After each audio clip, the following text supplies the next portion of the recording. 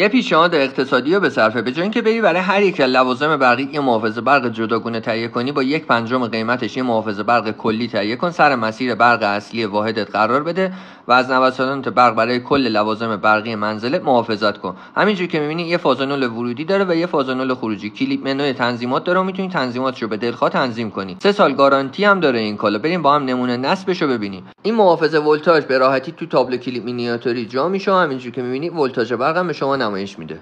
آقا سلام و ارادت. آقا برو بریم 3 تا چند ثانیه نگه می‌داری. آقا فقط مهم‌ترینا رو میگم، مابقی تو کپشن. اولی رو کار نداریم، دومی رو می‌ذاریمش رو 240 میزان اضافه ولتاژ هستش.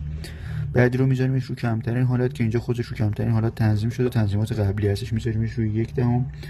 مورد بعدی U3 میریم روی U3 میزان افت ولتاژ یه خورده 200 کمه، میاریمش بالاتر رو 210 دیگه کاریش نداریم.